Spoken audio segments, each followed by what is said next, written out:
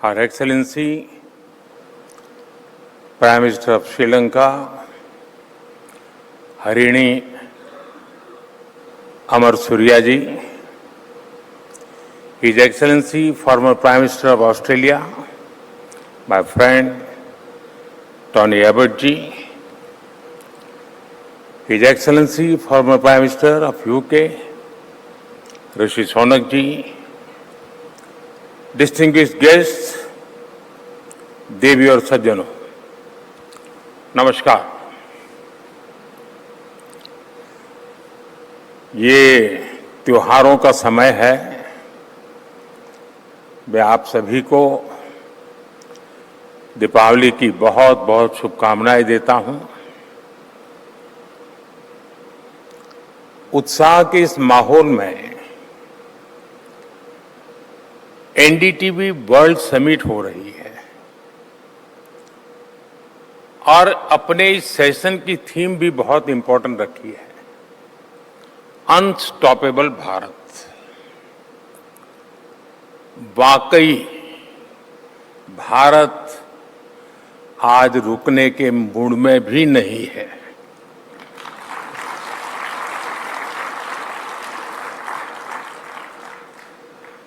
हम न रुकेंगे न हम थमेंगे।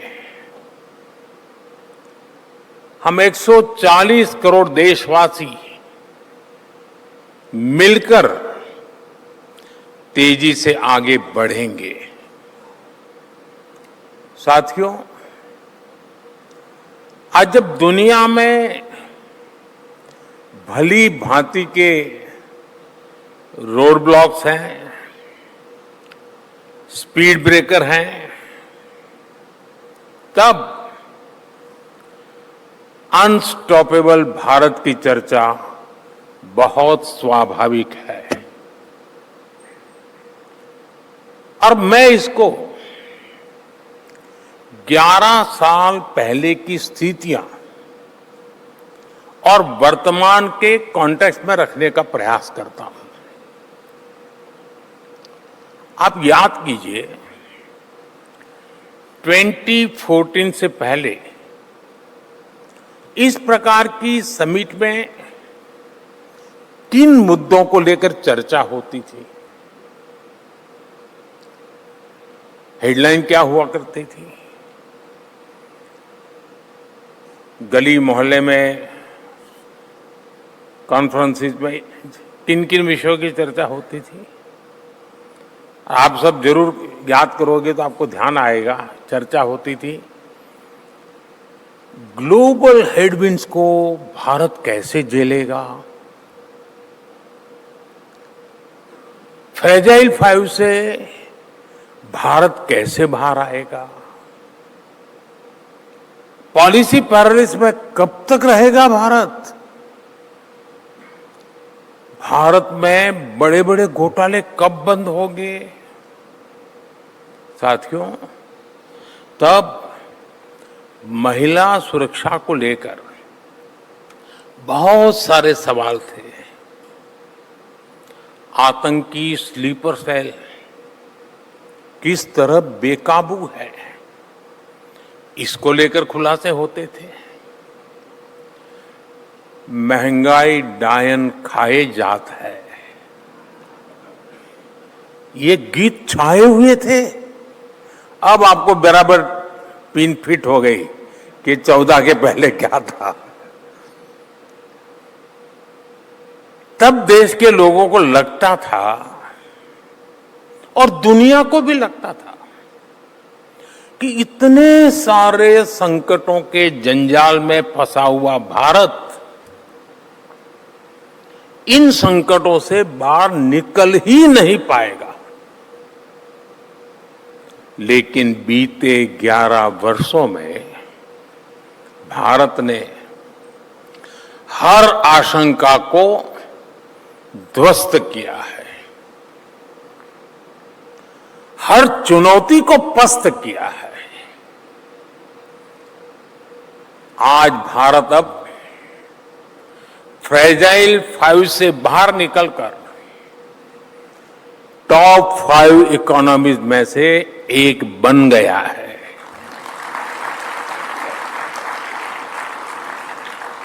आज इन्फ्लेशन 2% से नीचे है और ग्रोथ रेट 7% से ज्यादा है। आज चीप से लेकर शीप तक चारों तरफ आत्मनिर्भर भारत, आत्मविश्वास से भरा हुआ भारत है। अब भारत आतंकी हमलों के बाद चुप नहीं बैठता है। सर्जिकल स्ट्राइक करके, एयर स्ट्राइक करके, ऑपरेशन सिंदूर करके भारत मुंह तोड़ जवाब देता है।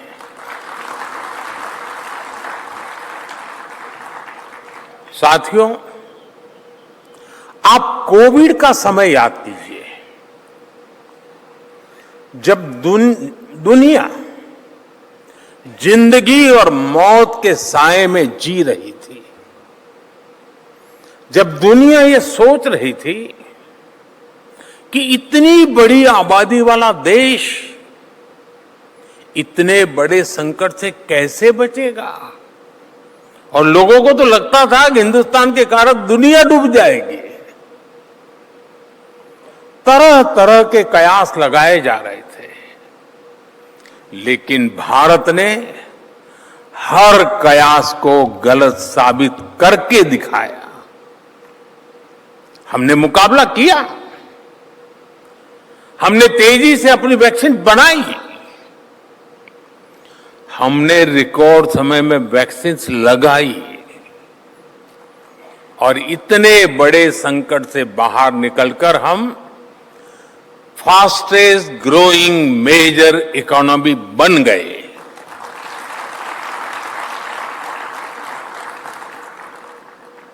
साथियों, कोरोना का प्रभाव अभी खत्म भी नहीं हुआ था कि दुनिया के अलग अलग हिस्सों में कॉन्फ्लिक्ट्स उभरने लगे।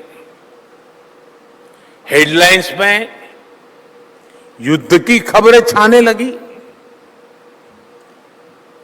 अब एक बार फिर सवाल उठा कि भारत की ग्रोथ का क्या होगा, और भारत ने ऐसे संकट के काल में भी एक बार फिर सारे कयासों को गलत साबित कर दिया। Bharat fastest growing major economy बनकर आगे बढ़ता रहा। बीते 3 सालों में भारत की एवरेज ग्रोथ 7.8% रही है। ये अभूतपूर्व है, अप्रत्याशित है। अभी 2 दिन पहले ही मर्चेंडाइज एक्सपोर्ट के आंकड़े आए हैं। पिछले साल के मुकाबले भारत का मर्चेंडाइज एक्सपोर्ट करीब 7% और बढ़ गया है। पिछले वर्ष भारत ने करीब 4.5 लाख करोड़ रुपए का एग्रीकल्चर एक्सपोर्ट कर दिया है। कितने ही देशों की अस्थिर रेटिंग्स के बीच S&P ने 17 साल के बाद, आफ्टर 17 इयर्स, भारत की क्रेडिट रेटिंग को अपग्रेड किया है।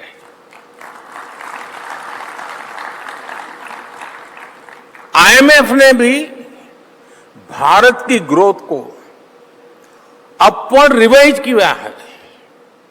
कुछ दिन पहले ही गूगल ने भारत के AI स्पेस में $15 बिलियन के बड़े इन्वेस्टमेंट की घोषणा की है। आज ग्रीन एनर्जी, सेमीकंडक्टर के क्षेत्र में भी बड़े बड़े इन्वेस्टमेंट हो रहे हैं। साथियों, आज भारत की ग्रोथ ग्लोबल अपॉर्चुनिटीज को शेप कर रही है, और ये वाक्य मैं बड़ी जिम्मेवारी के साथ कह रहा हूं। हाल में हुआ EFTA ट्रेड एग्रीमेंट इसका बहुत बड़ा उदाहरण है। यूरोप के देशों ने भारत में $100 बिलियन के इन्वेस्टमेंट का कमिटमेंट किया है। इससे भारत में बड़ी संख्या में जॉब्स क्रिएट होगी। कुछ ही दिन पहले यूके के पीएम मेरे मित्र स्टारमर अपने सबसे बड़े बिजनेस डेलीगेशन के साथ भारत आए थे। ये दिखाता है कि दुनिया आज भारत में अपने लिए कितने बड़े अवसर हैं, वो बड़ी आशा के साथ देख रही है। आज G7 देशों के साथ हमारा ट्रेड 60% से ज्यादा बढ़ चुका है। पूरी दुनिया आज भारत को रिलायबल, रिस्पॉन्सिबल और रेजिलिएंट पार्टनर के रूप में देख रही है। इलेक्ट्रॉनिक्स से लेकर फार्मा तक, ऑटोमोबाइल से लेकर मोबाइल मैन्युफैक्चरिंग तक निवेश की लहर भारत में आ रही है। यही इन्वेस्टमेंट भारत को ग्लोबल सप्लाई चेन का एक नर्व सेंटर बनाने में मदद कर रहा है। साथियों, इस समिट में आप एज ऑफ द अननोन इस विषय पर चर्चा कर रहे हैं। दुनिया के लिए एज ऑफ द अननोन एक अनसर्टेन चीज हो सकती है, लेकिन भारत के लिए ये अपॉर्चुनिटीज का गेटवे है। युगों से भारत ने अनजान रास्तों पर चलने का साहस दिखाया है। हमारे संतों ने, हमारे वैज्ञानिकों ने, हमारे नाविकों ने हमेशा ये दिखाया है कि पहला कदम ही परिवर्तन का प्रारंभ होता है।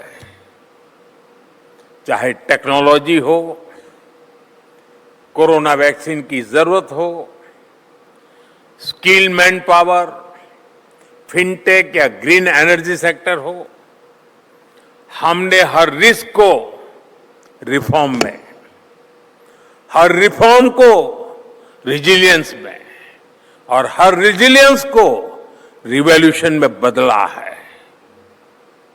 अभी हाल ही में IMF चीफ ने कहा है कि वो भारत में रिफॉर्म्स की बोल्डनेस से बहुत उत्साहित है। उन्होंने एक एग्जाम्पल भी दिया, और आपको मालूम होगा कि भारत में एक समय रिफॉर्म हुआ था। एक इकोसिस्टम उसके गीत बहुत गाता रहता है। हमारे मित्र हंस रहे हैं वहां, लेकिन वो कंपल्सन के कारण था, और वो भी कंपल्सन IMF का था। आज रिफॉर्म हो रहा है कन्विक्शन के कारण, और वही IMF कह रहा है कि रिफॉर्म का भारत का जो बोल्डनेस है उसको नोटिस कर रहे हैं। और IMF चीफ ने एक एग्जाम्पल भी दिया है कि हर कोई कह रहा था कि मास लेवल पर डिजिटल आइडेंटिटी देना संभव नहीं है, लेकिन भारत ने सबको गलत सिद्ध करके दिखाया। आज दुनिया का 50% real time digital transaction fintech की दुनिया में भारत में ही होता है। 50%। भारत का यूपीआई दुनिया के डिजिटल पेमेंट सिस्टम को डोमिनेट कर रहा है। यानी हर प्रिडिक्शन, हर आकलन से बेहतर करना, ये आज भारत का मिजाज बन चुका है। मैंने स्वभाव शब्द प्रयोग नहीं किया, मैंने मिजाज कहा है। और मोदी है तो मिजाज की बात करता है।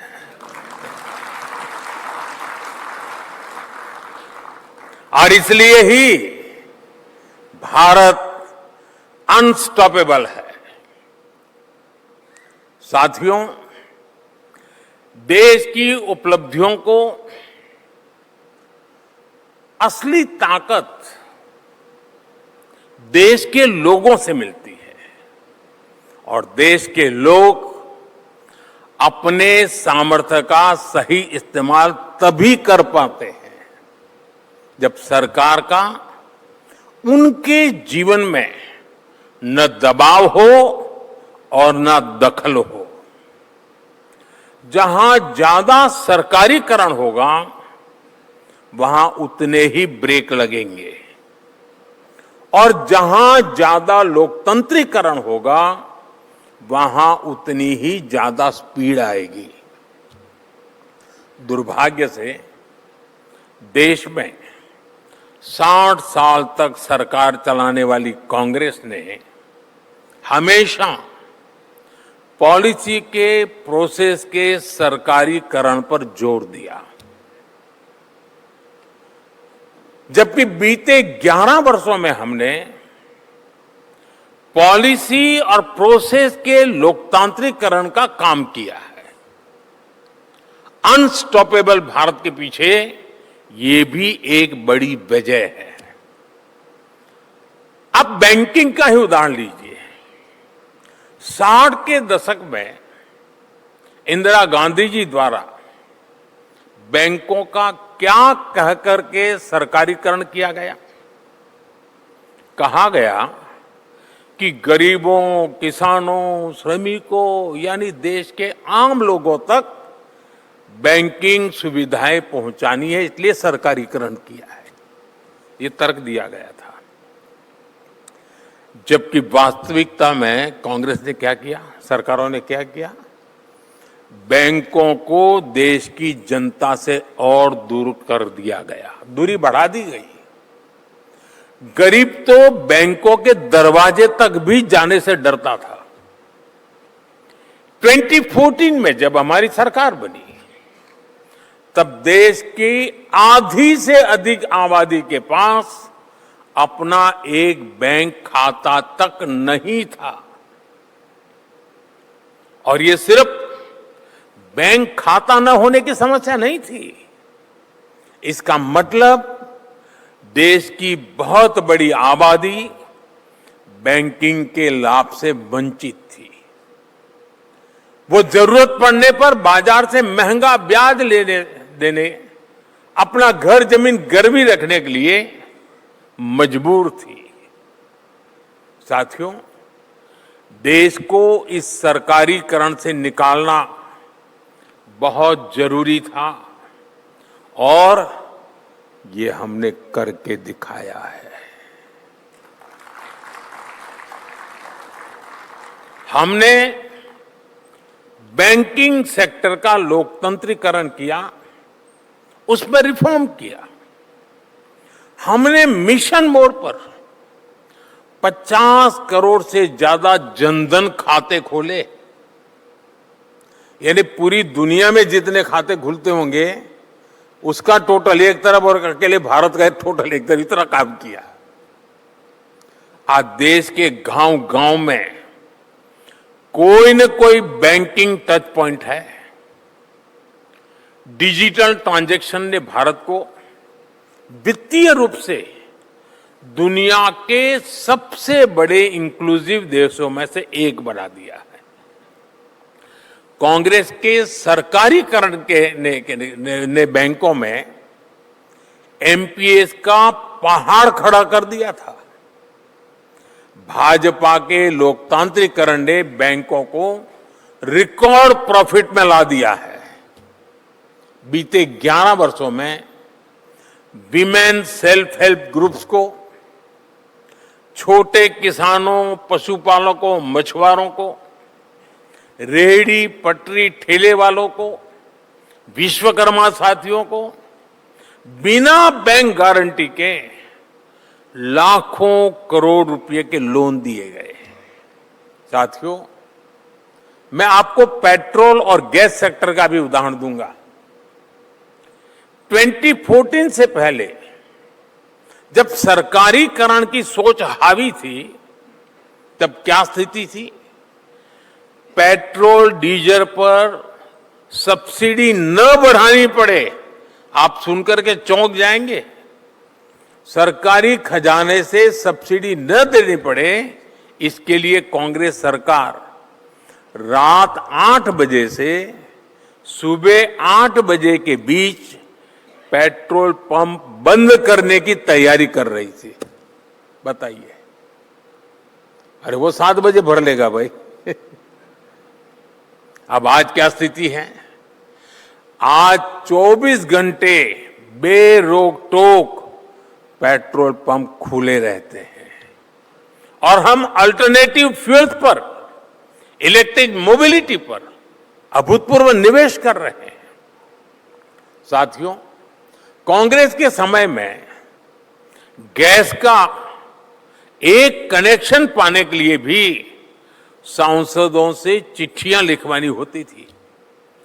पार्लियामेंट के मेंबर को साल में 25 कूपन मिलता था और वो 25 कूपन वो अपने इलाके में लोगों को गैस कनेक्शन के लिए देता, तो उनके घर में क्यों लोग लाइन लगा के खड़े रहते, मुझे एक गैस का कूपन दो, ये हाल थे। और आपको हैरान होगा, 2013 के अखबार निकाल दीजिए, 2014 में मोदी से मुकाबला करने के लिए कांग्रेस रणनीति बना रही थी। वो मुझे ज्यादा जानते नहीं थे उस समय, अब भी शायद नहीं जानते हैं। तो उनकी चर्चा थी कि जनता को क्या वादा करे। तो चर्चा ये थी कि क्या साल के 6 सिलेंडर दे कि 9 सिलेंडर दे, इसकी चर्चा हो रही थी। यानी व्यवस्था पर इस हद तक का सरकारीकरण हावी था। अब हमने आगे क्या किया? हमने 10 करोड़ से अधिक ऐसे गरीब परिवारों को मुफ्त गैस कनेक्शन दे दिया जिन्होंने कभी सपने में भी इस सुविधा के बारे में नहीं सोचा था। गांव में जब गैस सिलेंडर आता था तो सामान्य मानवी मानता था तो रईसों के लिए, बड़े लोगों के लिए है, उनके घर में गैस हो सकता है, गरीब घर में नहीं हो सकता है। हमने ये परिस्थिति पलटी, 10 करोड़ घरों में गैस का चूल्हा पहुंचा। ये होता है व्यवस्था का लोकतांत्रिकरण और यही सच्चा संविधान का स्पिरिट होता है। साथियों, सरकारीकरण की सोच के उस दौर में हमारी सरकारी कंपनियों पर, हमारे पीएसयूज पर कांग्रेस ताले लटकाकर चैन की नींद सो जाती थी। डूब रहा है, ताला लगाओ, डूब रहा है, ताला लगाओ।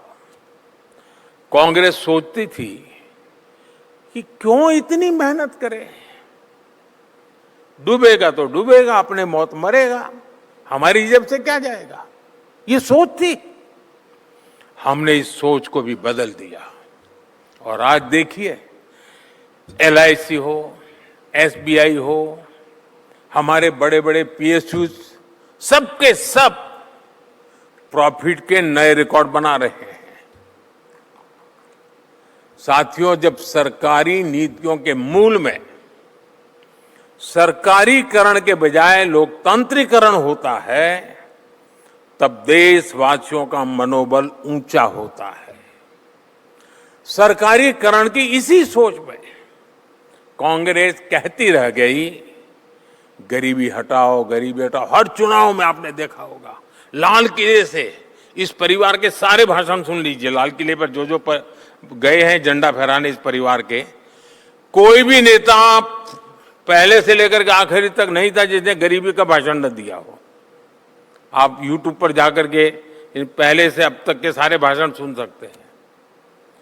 लेकिन गरीबी कम नहीं हुई, जबकि लोकतांत्रिकरण की हमारी सोच ने पिछले 11 साल में 25 करोड़ गरीबों को गरीबी से बाहर निकाला है। और इसलिए आज देश का भरोसा हम पर है, और इसलिए आज भारत अनस्टॉपेबल है। साथियों, आज भारत में गरीबों के लिए, वंचितों की सेवा के लिए समर्पित सरकार है।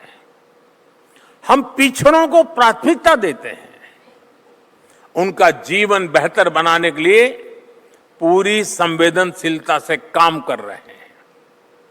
अक्सर बड़ी बड़ी चर्चाओं में इस ओर आपका ध्यान नहीं हो जा पाता। मैं आपको एक और उदाहरण देता हूं। बीते दिनों इस बात की चर्चा रही कि BSNL ने अपना made in India 4G stack launch किया है। और साथियों, मैं बताना चाहता हूं, वाकई ये देश की बहुत बड़ी सफलता है। आज हम गर्व से कह सकते हैं कि भारत दुनिया के उन टॉप 5 देशों में शामिल है जिनके पास अपने देश में तैयार 4G स्टैक है।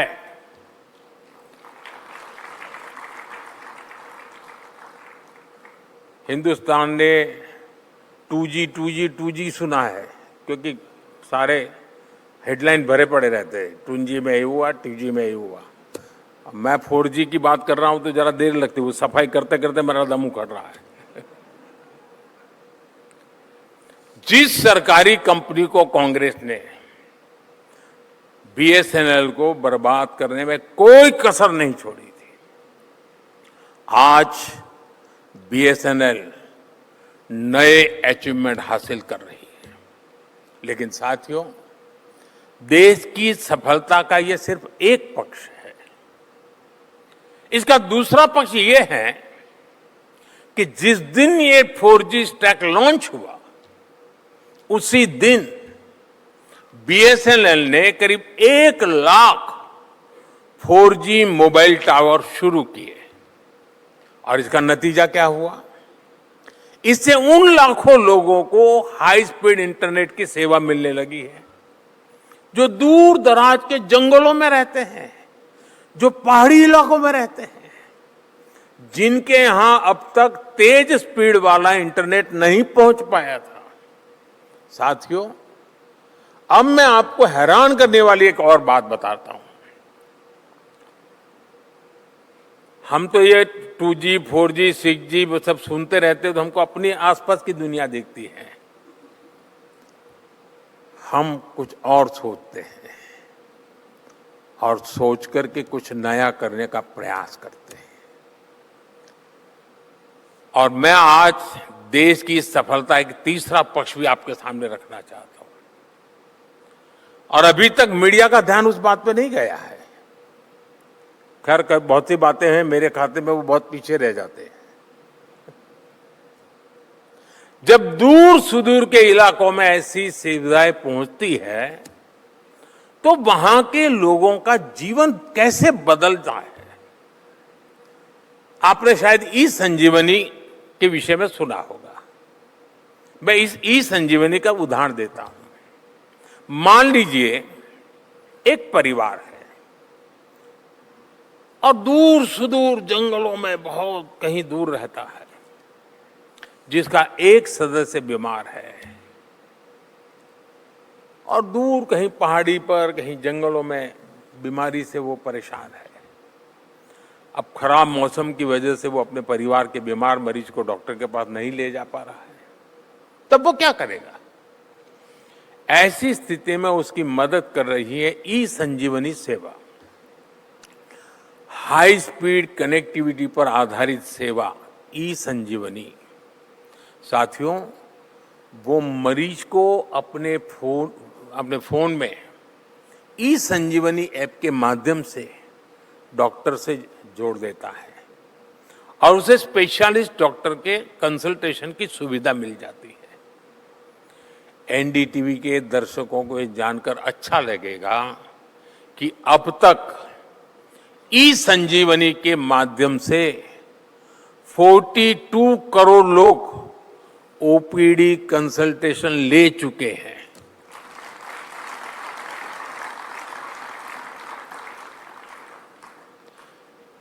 यानी 4G 2G ये सुविधा नहीं, ये जीवन में एक नई ताकत बनकर के उभर रहा है। और आज जब मैं आपसे बात कर रहा हूं तो सुबह से शाम तक देश के 1 लाख से ज्यादा लोग ई संजीवनी पर मदद पा चुके हैं। ये मैं 12 घंटे की बात बताता हूं। ई संजीवनी सिर्फ एक सुविधा नहीं है, ये एक भरोसा है कि संकट आने पर उन्हें तुरंत मदद मिलेगी। एक उदाहरण है कि व्यवस्था में लोकतंत्रीकरण का कमाल क्या होता है। साथियों, एक संवेदनशील सरकार, लोकतंत्र के लिए समर्पित सरकार, संविधान के प्रति समर्पित सरकार ऐसे ही निर्णय लेती है और ऐसे ही नीतियां बनाती है। हमारा जोर लोगों का जीवन आसान बनाने पर है, लोगों की बचत बढ़ाने पर है। जैसे पहले 1 GB डेटा, ये भी मैं 2014 के पहले की बात कर रहा हूं, 1 GB डेटा 300 रुपये में आता था। अब वही डेटा 10 रुपये में आता है। यानी हर भारतीय की जेब में सालाना हजारों रुपये बच रहे हैं। आयुष्मान भारत योजना से गरीब मरीजों को 1.25 लाख करोड़ रुपए की बचत हुई है। पीएम जन औषधि केंद्रों में 80% डिस्काउंट पर दवाएं मिलती हैं। इनसे लोगों को करीब 40,000 करोड़ रुपए की बचत हुई है। हार्ट के स्टेंट की कीमतें कम होने से गरीब और मिडिल क्लास सालाना 12,000 करोड़ रुपए बच रहे हैं। साथियों, हमने ईमानदार टैक्स पेयर को भी सीधा फायदा दिया है। इनकम टैक्स हो या जीएसटी, बहुत अधिक कमी की गई है। इसी वर्ष 12 लाख रुपए की इनकम पर टैक्स जीरो किया गया और इस समय जीएसटी बचत उत्सव भी जीरो पर चल रहा है। जाने जोरों चारों तरफ मैं देख रहा हूं, इन दिनों बाजारों की चित्र चल रहे हैं। गूगल देखेंगे तो चारों तरफ। क्यों? ये जीएसटी का बचत उत्सव है जिसने स्थिति पैदा की है। आजकल हम देख रहे हैं कि बिक्री के पिछले सारे रिकॉर्ड टूट रहे हैं। इनकम टैक्स और जीएसटी, इन दोनों कदमों से ही एक साल में देशवासियों को करीब 2.5 लाख करोड़ रुपए की बचत होनी तय है। साथियों, हाल के दिनों में देश ने, दुनिया ने ऑपरेशन सिंदूर की बहुत चर्चा की है। अभी हमारे मित्र राहुल जी ने भी बड़े विस्तार से ऑपरेशन सिंदूर की बात की। वो आर्मी फैमिली के हैं तो उनका इसमें जज्बा स्वाभाविक भी है, उनकी रगों में वो चीजें दौड़ती हैं। गर्व के साथ उन्होंने इसकी प्रशंसा भी की और देश और दुनिया भी कर रही है। लेकिन आज मैं आपको एक और ऐसे विषय पर लेकर जाना चाहता हूं जो देश की सुरक्षा के हिसाब से तो बड़ा है ही, ये मेरे देश के नौजवानों के भविष्य से भी जुड़ा हुआ है। ये विषय नक्सलवाद का है। अब मैं समझता हूं ये नक्सलवाद शब्द ऐसे ही लोगों ने लटका दिया है। हकीकत में यह माओवादी आतंक का है। ये माओवादी आतंक की कथा मैं आज सुनाना चाहता हूं आपको। कांग्रेस के शासन में जो अर्बन नक्सलों का जो इकोसिस्टम है, ये जो अर्बन नक्सल है, वो कुछ तरह ऐसे हावी थे, आज भी है। माओवादी आतंक का कोई भी घटना देश के लोगों तक न पहुंचे, इसके लिए वो बहुत बड़ी सेंसरशिप चलाते रहते हैं। वो हमारे देश में आतंकवाद की इतनी चर्चा होती थी, आर्टिकल 370 पर डिबेट होती थी, लेकिन हमारे शहरों में जो कांग्रेस के राज में पनपे हुए अर्बन नक्सली बैठे थे, जो ऐसी संस्थाओं पर कब्जा जमा करके बैठे थे, वो माओवादी आतंक पर पर्दा डालने का काम करते थे, देश को अंधेरे में रखते थे। अभी कुछ दिन पहले भी माओवादी आतंक के कई पीड़ित दिल्ली आए थे। ये बड़ी दर्दनाक चीज है। बहुत बड़ी मात्रा में आए थे। किसी की टांग नहीं थी, किसी का हाथ नहीं था, किसी की आंख नहीं थी, शरीर के अंग कुछ चले गए थे। ये माओवादी आतंक के शिकार लोग थे। गांव के गरीब आदिवासी भाई बहन, किसान के बेटे थे, माताएं बहनें थी, दो दो पैर कट चुके थे। वो दिल्ली में आए थे, 7 दिन रहे, हाथ पैर जोड़ करके कह रहे थे कि हमारी बात हिंदुस्तान के लोगों तक पहुंचाइए। प्रेस कॉन्फ्रेंस किया उन्होंने। आप में से किसी ने देखा नहीं होगा, सुना नहीं होगा। ये माओवादी आतंक के ठेकेदार जो बैठे हैं ना, उन्होंने उस जुल्म के शिकार हुए उनके दर्द की कथा भी हिंदुस्तान के लोगों तक नहीं पहुंचने दी। कांग्रेस की इकोसिस्टम ने इसकी चर्चा नहीं होने दी। साथियों, हालत ऐसे थे कि देश का करीब करीब हर बड़ा राज्य नक्सली हिंसा, माओवादी आतंक की चपेट में था। बाकी देश में संविधान लागू था, लेकिन रेड कॉरिडोर में संविधान का कोई नाम लेने वाला नहीं था। और मैं बहुत जिम्मेवारी से कहता हूं कि जो माथे पर संविधान की किताब लेकर के नाचते हैं ना, वे आज भी ये माओवादी आतंकियों जो संविधान को नहीं मानते हैं, इनकी रक्षा के लिए दिन रात लगा देते हैं। साथियों, सरकार तो चुनी जाती थी, लेकिन रेड कॉरिडोर में उसकी कोई मान्यता नहीं होती थी। शाम ढलती थी तो घर से बाहर निकल पाना मुश्किल हो जाता था। जो जनता को सिक्योरिटी देने वाले लोग थे, उनको भी सिक्योरिटी लेकर चलना पड़ता था। साथियों, बीते 50-55 सालों में इस माओवादी आतंक की वजह से हजारों लोग मारे गए। कितने ही सुरक्षाकर्मी माओवादी आतंक का शिकार बने। कितने ही नौजवानों को हमने खोया। ये नक्सली, ये माओवादी आतंकी स्कूल नहीं बनने देते थे इलाके में, अस्पताल नहीं बनाने देते थे।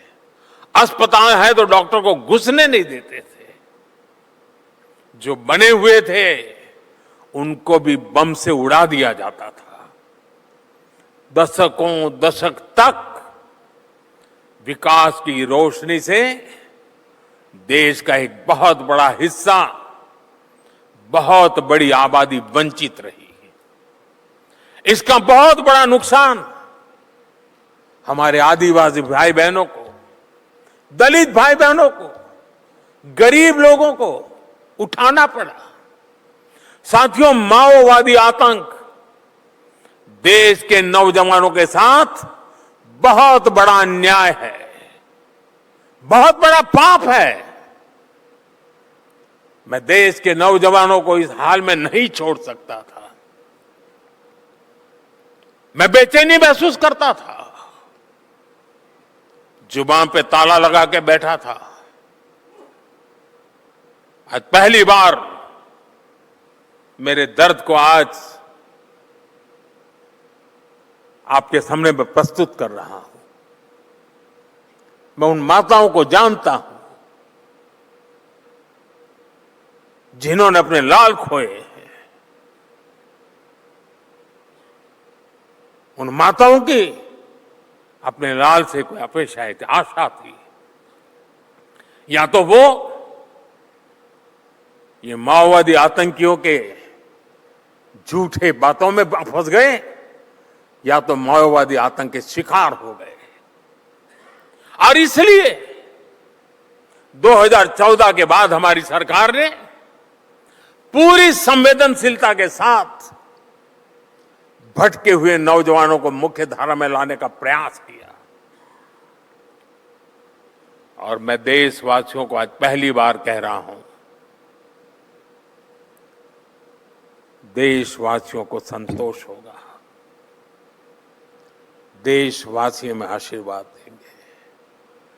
जिन माताओं ने अपने लाल खोए, वो माताएं हमें आशीर्वाद देगी, देश की शक्ति को आशीर्वाद देगी।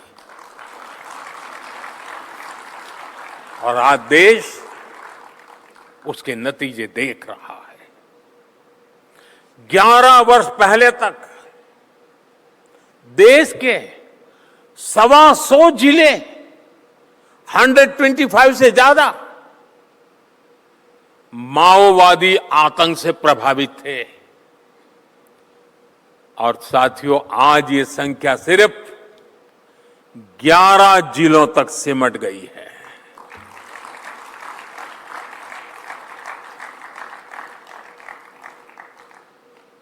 आप जानते होंगे कितना कुछ करना पड़ा होगा।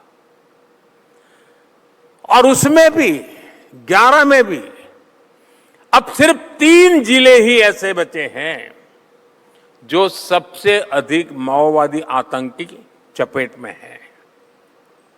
साथियों, बीते दशक में हजारों नक्सलियों ने हथियार डाले हैं। मैं आपको पिछले 75 घंटों का आंकड़ा देता हूं, ओनली 75 आवर्स। मैं जानता हूं ये मीडिया का मेन न्यूज नहीं है, लेकिन मेरे जीवन का एक बहुत बड़ा संतोष का विषय है। इन 75 घंटों में 303 नक्सलियों ने सरेंडर किया है।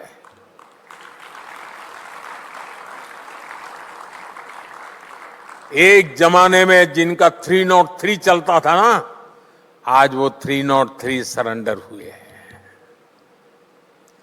और ये कोई सामान्य नक्सली नहीं है। किसी पर 1 करोड़ का इनाम था, किसी पर 15 लाख का इनाम था, किसी पर 5 लाख का इनाम था। और ये सारे के सारे इनके नाम पर इनाम घोषित हुए थे।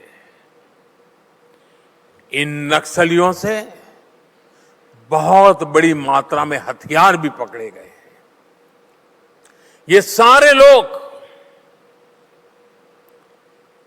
बंदूकें छोड़ करके, बम छोड़ करके भारत के संविधान को गला लगाने के लिए तैयार हुए हैं।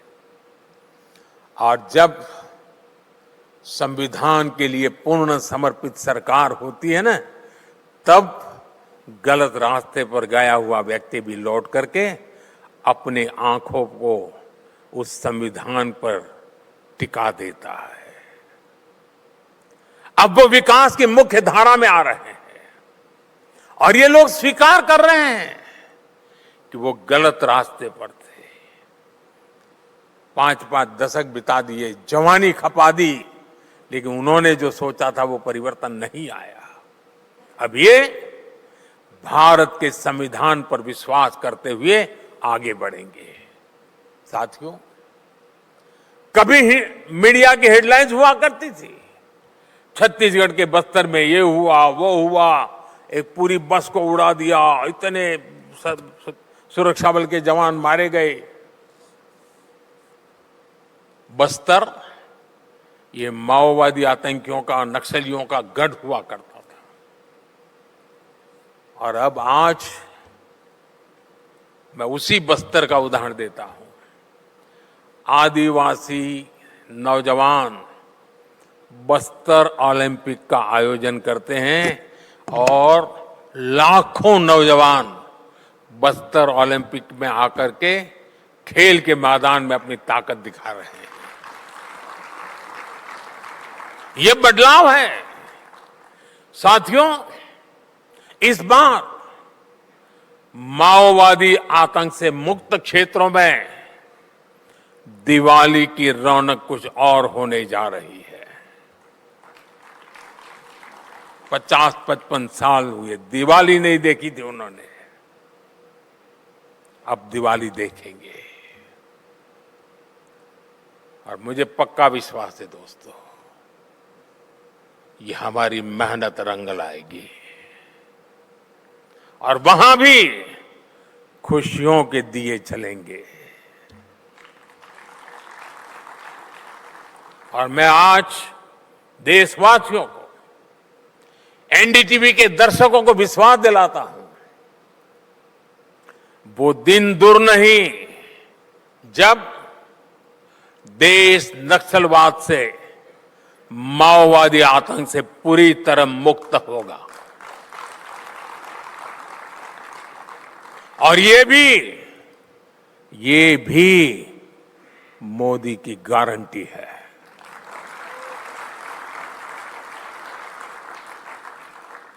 साथियों, विकसित भारत की हमारी यात्रा सिर्फ ग्रोथ की यात्रा नहीं है,